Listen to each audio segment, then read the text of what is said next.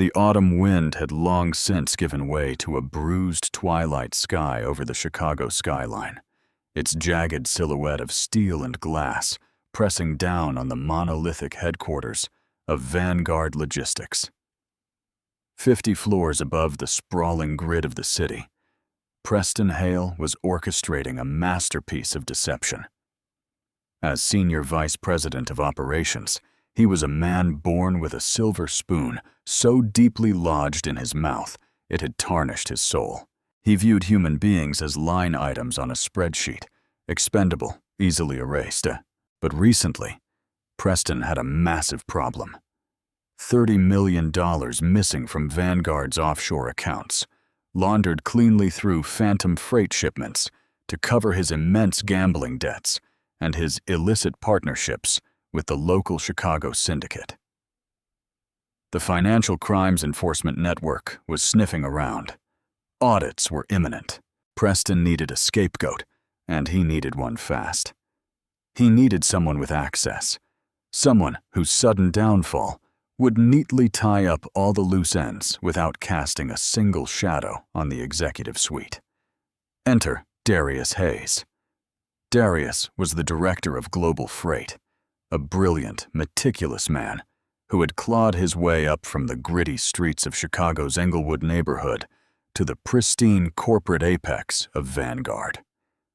He was everything Preston was not: principled, self-made, and exhaustively thorough. Darius possessed an MBA from Northwestern, earned through late nights and sheer, unrelenting grit. He was a pillar in his community, a mentor to young black men, and unfortunately for him, the perfect profile for Preston's trap. "You really think anyone is going to believe you over me, Darius?" Preston sneered, adjusting his expensive silk tie.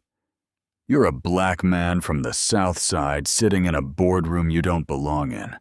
I'm legacy. When the feds find that dirty money in your accounts, they won't look twice. They expect it to be you." Darius Hayes stared back, his expression completely unreadable. The silence stretched into a razor-thin wire of tension. "You're right, Preston," Darius whispered. "They expect it to be me. That's exactly what I'm counting on." Inside his corner office, Preston swirled a glass of aged scotch and looked at the forged documents spread across his mahogany desk.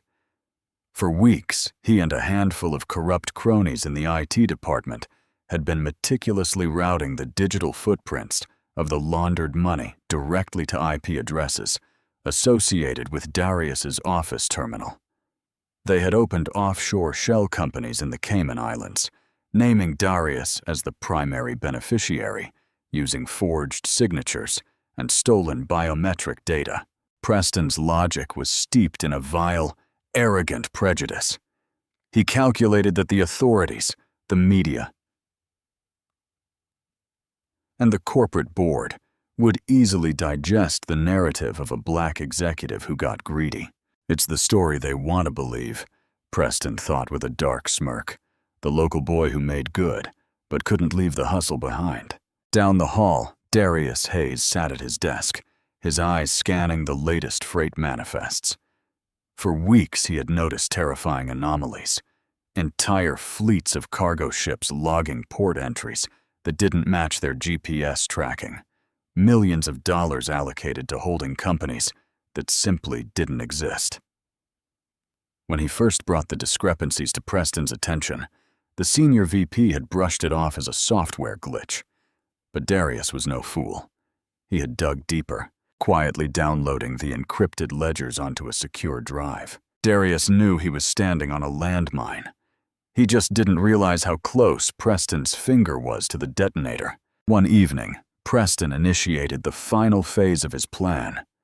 He anonymously leaked the forged financial dossiers to a contact at the district attorney's office, a prosecutor known for prioritizing swift, high-profile convictions over actual justice. The dossier painted Darius as the architect of the largest corporate embezzlement scheme in Vanguard's history.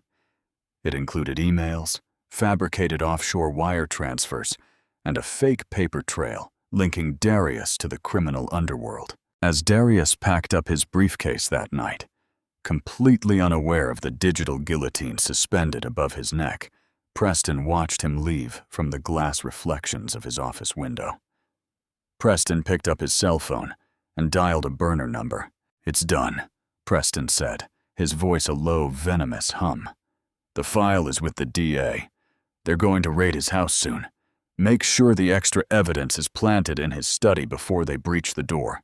"Understood, Mr. Hale," a gruff voice replied. Preston hung up, a wide, predatory smile stretching across his face. He felt invincible. He had built an airtight cage around Darius Hayes, locking him in a narrative from which he could never escape. He was framing the exact wrong man, assuming Darius was just a helpless pawn on a chessboard.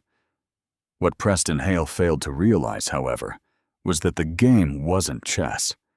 It was a snare, and Preston had just eagerly stepped both feet into the center of it. One morning, in the quiet hours before dawn in the affluent suburb of Oak Park, the violent, shattering sound of splintering wood tore through the tranquil silence. Darius Hayes was in his kitchen, pouring his first cup of coffee, when the front door of his home was violently battered off its hinges. The peaceful morning was instantly shredded by the terrifying screams of heavily armed tactical officers flooding into his hallway. "Police, get on the ground, face down, down, do it now." Red laser sights danced erratically across the walls, cutting through the early shadows. Boots stomped onto the hardwood floors. Darius barely had time to process the chaos before a heavy hand grabbed him by the shoulder, spinning him around and slamming him forcefully onto the kitchen tiles. The hot breath of an officer was in his ear, screaming commands. His wife, Lena, shrieked from the top of the stairs, utterly terrified, as two officers rushed upward, weapons drawn. "I'm on the ground. I'm not resisting," Darius shouted, his cheek pressed agonizingly against the cold floor. The metallic snap of handcuffs biting into his wrists echoed in the kitchen. Within minutes, his beautiful home was turned into a war zone. Dozens of officers from the Chicago Police Department's Financial Crimes Task Force, accompanied by investigators from the DA's office, began tearing the house apart. Books were swept off shelves, upholstery was slashed, and computers were ripped from their sockets. Detective Harlan, a seasoned cop with a cynical sneer, walked into the kitchen looking down at Darius with barely concealed disgust. "Darius Hayes, you're under arrest for grand larceny, corporate embezzlement, and money laundering. You have the right to remain silent, which I highly suggest you do, because you are looking at 20 to life, pal." "On whose authority?" Darius demanded, keeping his voice remarkably level despite the adrenaline surging through his veins. "I haven't stolen a dime." "Save it for the judge," Harlan scoffed. Soon after, the local news networks were already swarming the property. As Darius was marched out of his door, his head pushed down by officers, the flash bulbs of cameras erupted like a localized lightning storm. The chyron on the morning news broadcasts read, "Vanguard executive arrested in $30 million embezzlement scandal." From his lavish penthouse in downtown Chicago, Preston Hale watched the live broadcast on his large television. He took a slow, satisfying sip of his espresso. The performance of the police was exactly as he had orchestrated. The media was already convicting Darius in the court of public opinion, but the real magic trick was happening back in Darius's home office.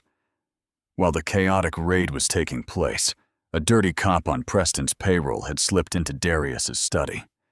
Unseen by the other officers, he pulled a small black ledger and a burner phone from his tactical vest, shoving them deep into the bottom drawer of Darius's filing cabinet.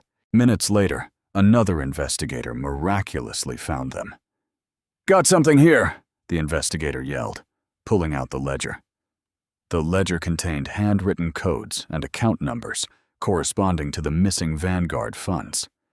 The burner phone was preloaded with encrypted text messages discussing money drops and wire transfers, all allegedly sent by Darius. All allegedly sent by, it was the final nail in the coffin.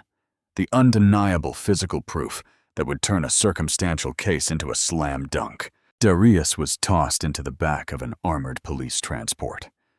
As the doors slammed shut, plunging him into darkness, the facade of terror he had been wearing for the benefit of the cameras slowly began to fade. The panicked, desperate executive vanished, replaced by a man radiating a cold, calculating calm. He leaned back against the steel bench of the transport van, his manacled hands resting in his lap. He closed his eyes and let out a slow, controlled breath. The hardest part of the operation was over. He had successfully taken the bait. He had let them destroy his home, terrify his wife, and drag his name through the mud on national television. It was an agonizing sacrifice, a brutal toll on his family and his pride. But as the police van rumbled toward the Cook County Jail, Darius knew something that Preston Hale, the district attorney, and the dirty cops did not. He knew that the black ledger and the burner phone were currently being logged into an evidence room where every camera had been secretly replaced days earlier. He knew that the arresting officers were already being tracked because Darius Hayes wasn't just a corporate executive. For the past several months, he had been a sworn, deeply undercover confidential informant for the FBI's Public Corruption Unit, and the trap was set. The interrogation room at the precinct was a claustrophobic box reeking of stale sweat and cheap floor wax. Darius sat at the bolted steel table, his posture perfect, his expression an impenetrable mask. For hours, Assistant District Attorney Marcus Reed and Detective Harlan had been hammering him, throwing the forged documents and pictures of the planted ledger onto the table. "It's over, Hayes," Reed sneered, leaning over the table. "We have the offshore account numbers. We have the burner phone.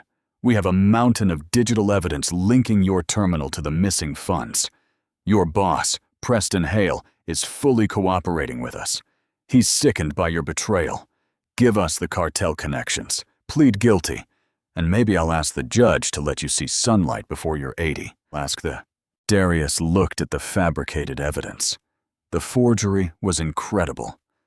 If he didn't know the truth, he would have believed he was guilty himself. "I want my lawyer," Darius said calmly. Reed laughed. "Your lawyer is going to tell you to take a plea. You're done." Moments later, the heavy metal door swung open. A tall, sharp-featured man in a tailored charcoal suit walked in, carrying a leather briefcase. He didn't look like a standard public defender. He exuded an aura of absolute, terrifying authority. "I'm Marcus Vance," the man said, his voice a low, commanding baritone. "I am Mr. Hayes's legal counsel. Gentlemen, you are to leave this room immediately. This interview is concluded." Ada Reed scoffed. "You can have 5 minutes, counselor, before we formally book him." Vance reached into his breast pocket and pulled out a slim leather wallet, flipping it open to reveal a gold shield. "Special Agent Marcus Vance, Federal Bureau of Investigation, Public Corruption, and Organized Crime Task Force, out of the Dirksen Federal Building. This is now a federal hold. Clear the room, Reed, before I arrest you for interfering with a federal investigation." The blood completely drained from Reed's face. Detective Harlan took a stunned step back. Without another word, the 2 local officials practically stumbled out of the room, slamming the door behind them. Vance locked the door, turned to the mirror, knowing it was off, and let out a heavy sigh. He pulled a specialized electronic sweeper from his briefcase, running it over the table and the walls to ensure the room wasn't bugged. Once the green light flashed, his stern demeanor softened slightly. He walked over and unlocked Darius's handcuffs. "Are you okay, Darius?" Vance asked, sitting across from him. Darius rubbed his raw wrists, a tired but fierce look in his eyes. "They terrified Lena. They tore my house down to the studs. Tell me we have him, Marcus. Tell me this wasn't for nothing." Vance opened his briefcase and pulled out a thick classified dossier stamped with the seal of the Department of Justice, Operation Glass House. "We have everything," Vance said, a predatory smile touching his lips. Preston Hale took the bait, hook, line, and sinker. When you came to us several months earlier with those encrypted ledgers, we knew Hale was laundering money, but we couldn't prove he was doing it intentionally without catching him in the act of a cover-up. We needed him to actively orchestrate a crime on record, and framing me was that crime, Darius said grimly. "Exactly," Vance nodded. "Because you allowed yourself to be the target, Hale got careless. The dirty cop who planted the ledger in your house? We have him on hidden video from a camera we installed in your smoke detector recently. The burner phone? Hale bought it himself at a kiosk in the Loop. We have the credit card receipt and the CCTV footage of him holding it.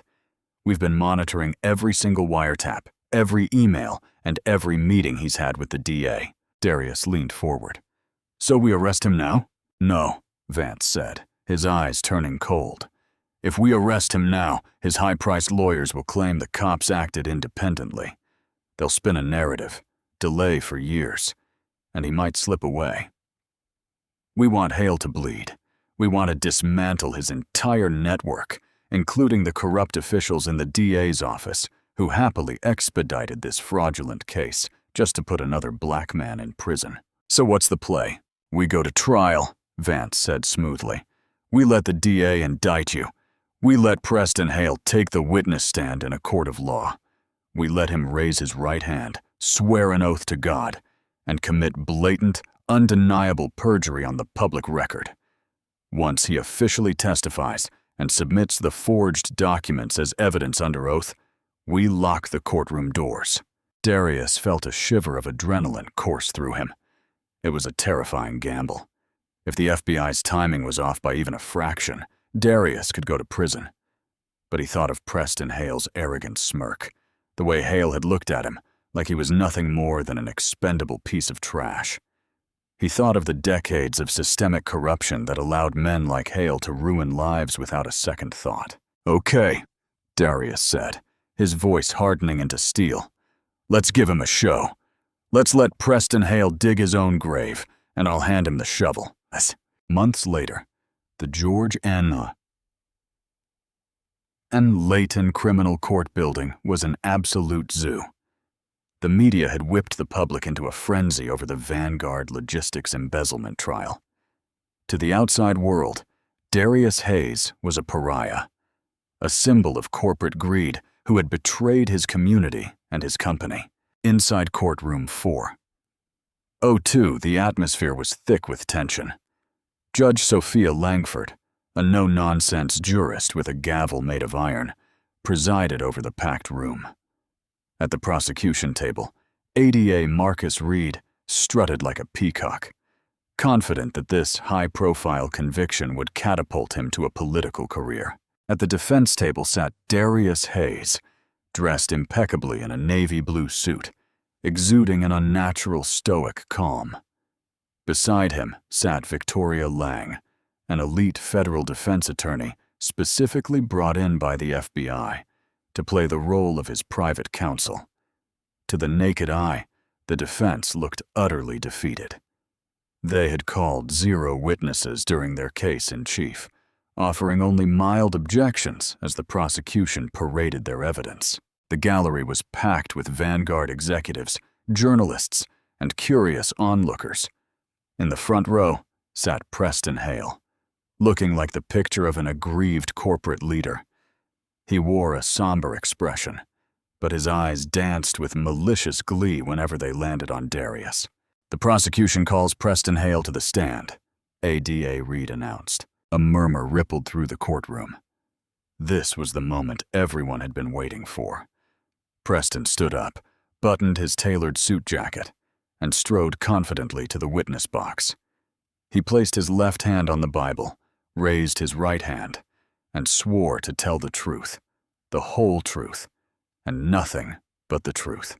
"Perjury," Darius thought, watching Hale sit down. "Strike 1. Reed approached the podium. Mr. Hale, can you describe your relationship with the defendant, Darius Hayes? It was a relationship built on deep trust, Preston said, his voice dripping with faux sorrow. I mentored Darius. I fought for his promotions. I believed in him when others said he wasn't ready for the executive level. To discover that he was using Vanguard's infrastructure to steal $30 million, it broke my heart. Reed nodded sympathetically. Mr. Hale, I direct your attention to Prosecution Exhibit D, the black ledger found in the defendant's home. Can you identify the handwriting? Preston put on a pair of reading glasses, inspecting the projection on the screen. Yes, that is unequivocally Darius's handwriting. He used those codes to mask the shipments. Furthermore, I personally reviewed the IP logs from his office computer. The digital footprint definitively shows the funds were transferred while he was logged in alone in his office. For what seemed like an eternity, Preston Hale spun a masterful, devastating web of lies. He authenticated forged documents. He testified to conversations that never happened. He painted Darius as a desperate, greedy man who had gotten in over his head with dangerous criminals. With every lie, the jury's faces hardened against Darius. The reporters in the gallery furiously typed their drafts, ready to publish the final condemnation of Darius Hayes. Thank you, Mr. Hale, Reed said triumphantly, turning to the defense table with a smug smile. Your witness. Preston Hale settled back into the witness chair, looking directly at Darius. He offered a microscopic, arrogant tilt of his head, a silent, mocking declaration of victory. I win, the look said. You lose. Victoria Lang stood up slowly from the defense table. She didn't carry a legal pad. She didn't carry a binder. She simply walked to the center of the courtroom, her heels clicking sharply against the polished wood floor. She looked up at the judge, then at Preston Hale. Mr. Hale, Victoria began, her voice soft, but carrying a strange, piercing acoustic resonance in the silent room. You just testified under oath that you personally reviewed the IP logs from Mr. Hayes' computer. Is that correct? That is correct, Preston replied confidently. And you testified that the handwriting in the black ledger belongs to Mr. Hayes? Yes. Without a doubt, Victoria smiled. It wasn't a friendly smile. It was the smile of a hunter who just heard the trap snap shut. Mr. Hale, are you familiar with the Financial Crimes Enforcement Network, FinCEN? Preston's eye twitched just barely. I am aware of the agency, yes. Standard corporate knowledge. Are you also aware, Victoria said, raising her voice slightly, that it is a federal crime to knowingly submit forged documents into a court of law, to conspire to frame a private citizen, and to launder $30 million for the Chicago syndicate? Ada Reed slammed his hand on the table. Objection, Your Honor. Counsel is testifying and badgering the witness. This is absurd. Overruled, Judge Langford said sharply, leaning forward, her eyes narrowing at the defense attorney. I'll allow it, but tread carefully, counselor. Victoria turned back to the witness. Mr. Hale, would it surprise you to know that the defendant, Darius Hayes, has not used his office computer to transfer a single file in months? Because for the last several months, Mr. Hayes' terminal has been entirely ghosted and mirrored by the cyber division of the Federal Bureau of Investigation. The courtroom went dead silent. The air seemed to instantly evaporate from the room. Preston Hale's confident facade cracked, a sudden sheer terror pooling in his eyes. His mouth opened, but no words came out. At the prosecution table, Reed froze, looking around in utter confusion. Victoria didn't give Hale a chance to breathe. The trap was springing, and she was going to tear him apart.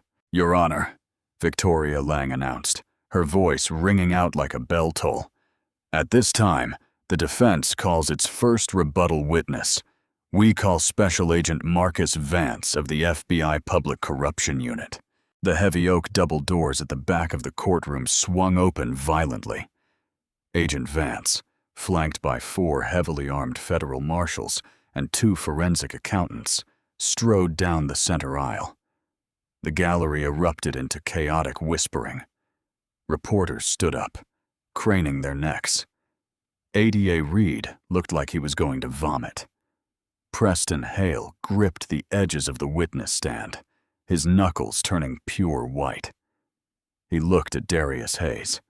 Darius wasn't looking down anymore. He was staring right back at Preston, his eyes burning with the furious fire of a man who had survived hell just to bring the devil down with him. Vance took the stand, flashing his federal credentials to the stunned jury. "Agent Vance," Victoria said, stepping to the podium. "Can you explain the nature of your relationship with the defendant, Darius Hayes?" "Darius Hayes is a sworn Tier 1 undercover confidential informant for the FBI," Vance stated clearly, his voice echoing off the high ceilings.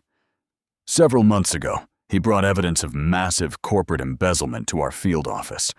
Working under our direct supervision, Mr. Hayes deliberately allowed himself to be the target of a framing conspiracy orchestrated by the man sitting at the defense table, Preston Hale." "Objection! This is a fabrication!" Reed screamed, his career flashing before his eyes. "Sit down, Mr. Reed," Judge Langford roared, banging her gavel so hard the wood chipped. "I want to hear every word of this. Proceed, Agent Vance." Victoria turned on the courtroom projector. Instead of the prosecution's forged documents, a high-definition video filled the screen. It was a feed from a hidden camera. The angle was looking down from a ceiling smoke detector. The video clearly showed Detective Harlan, the lead investigator who arrested Darius, sneaking into Darius's study, pulling the black ledger out of his vest, and shoving it into the filing cabinet. The timestamp proved it was precisely minutes before the official search team found it. The jury gasped. Several jurors covered their mouths in shock. "Agent Vance, what are we watching?" Victoria asked. "You are watching a corrupt Chicago police officer, currently on the payroll of Preston Hale, planting fabricated evidence in my informant's home," Vance testified coldly. "And the burner phone?" Victoria pressed. The screen flipped to CCTV footage from a downtown electronics kiosk. The video clearly showed Preston Hale handing a clerk a stack of cash in exchange for the exact burner phone entered into evidence. "We have the serial numbers matching the device purchased by Mr. Hale on camera to the device found in Mr. Hayes' home," Vance confirmed. Preston Hale was visibly shaking now. Sweat poured down his forehead, ruining his expensive collar. He looked at the gallery, desperately seeking an exit, but federal marshals had already quietly moved to block every door in the courtroom. "Finally, Agent Vance," Victoria said, pulling out a small USB drive. "Can you tell the court about the $30 million? We tracked the IP addresses used to move the money," Vance explained, turning to the jury. "While the logs were spoofed to look like they came from Mr. Hayes' terminal, our cyber team traced the origin ping. The transfers were executed from a private encrypted laptop located in the penthouse apartment of Preston Hale. Furthermore, we executed a covert FISA-authorized wiretap on Mr. Hale's cell phone." Victoria clicked a button on her remote. An audio recording began to play through the courtroom speakers. It was Preston Hale's voice, crisp and arrogant, recorded just hours before Darius's arrest. Audio playback. "It's done. The file is with the DA. They're going to raid his house soon. Make sure the extra evidence is planted in his study before they breach the door. It's the perfect setup. They'll see a black guy with sudden money and stop asking questions. He's taking the fall for all of it." The recording clicked off. The silence that followed was apocalyptic. The jury stared at Preston Hale with absolute, unadulterated revulsion. The racism, the corruption, the sheer malevolence of his actions were laid bare for the entire world to see. Preston was completely destroyed. The narrative he had so carefully crafted had turned into a steel trap, and it had snapped directly on his neck. "Your Honor," Victoria said, turning to the bench. the defense moves for an immediate dismissal of all charges against Darius Hayes with extreme prejudice. And we ask the court to hold the witness, Preston Hale, for federal authorities. Judge Langford looked at Preston Hale, her eyes ablaze with judicial fury. Mr. Hale, you have made a mockery of this court. You have weaponized the justice system to destroy an innocent man's life. She slammed her gavel. Case dismissed. All charges against Darius Hayes are dropped. Before the gallery could even cheer, Agent Vance stood up from the witness stand, pulled a pair of heavy steel handcuffs from his belt, and walked directly toward Preston Hale. Preston Hale! Agent Vance boomed, his voice cutting through the rising chaos of the courtroom. You are under arrest by the Federal Bureau of Investigation for perjury, obstruction of justice, evidence tampering, wire fraud, and racketeering. Put your hands behind your back. Preston Hale stumbled backward out of the witness box, his legs giving out. This is a mistake. You can't do this. Do you know who I am? Do you know who my family is?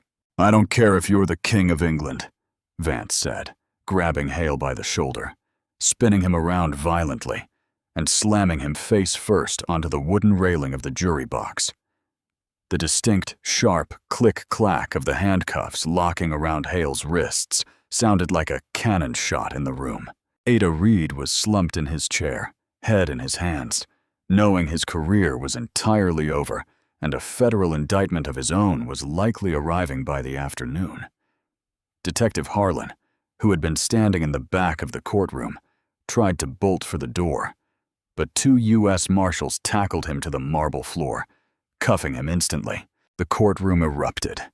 The media practically trampled each other trying to get out the doors to broadcast the most insane legal twist in Chicago history. The very man paraded as the star witness and grieving victim had just been arrested on the stand, exposed as the mastermind of the entire criminal enterprise. Darius Hayes remained seated at the defense table. He didn't cheer. He didn't smile. He simply let out a long, shuddering breath, feeling the crushing weight of the last several months finally lift off his shoulders. The sleepless nights, the terror in his wife's eyes, the public humiliation. It was over. He had walked through the fire, and he had burned his enemies to the ground. Victoria Lang placed a gentle hand on his shoulder. You did it, Darius. You held the line. Darius stood up, buttoning his jacket. He walked past the prosecution table, stepping right into the path of Preston Hale, as Agent Vance was dragging the disgraced executive toward the side exit. Preston looked up at Darius. His expensive suit was wrinkled, his hair disheveled. The arrogant, untouchable corporate predator was gone, replaced by a broken, terrified criminal facing decades in a federal penitentiary. You set me up, Preston hissed, tears of humiliation stinging his eyes. You ruined my life. Darius looked down at him, his expression cold and unforgiving. No, Preston.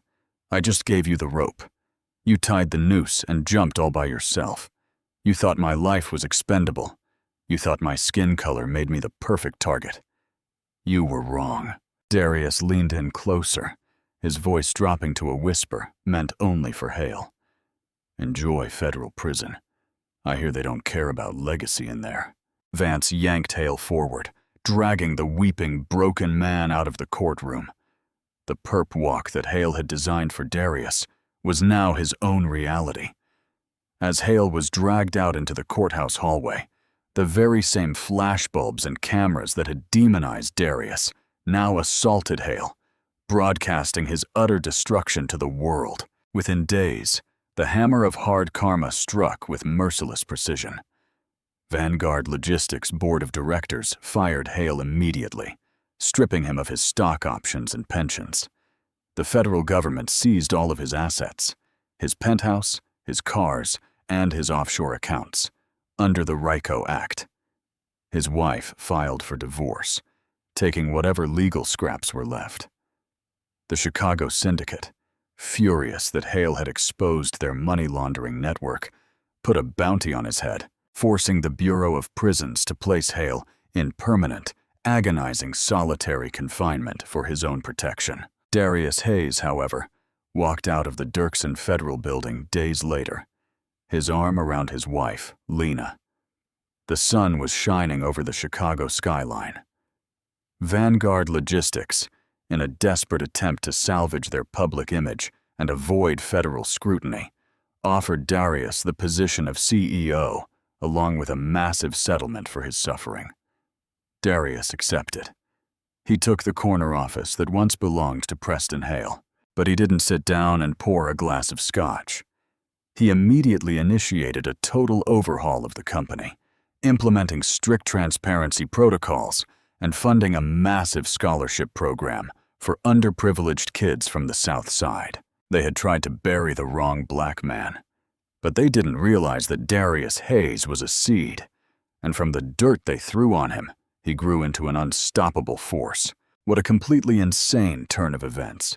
Preston Hale thought he was playing a game of chess, but he didn't realize Darius Hayes had the whole board wired to explode.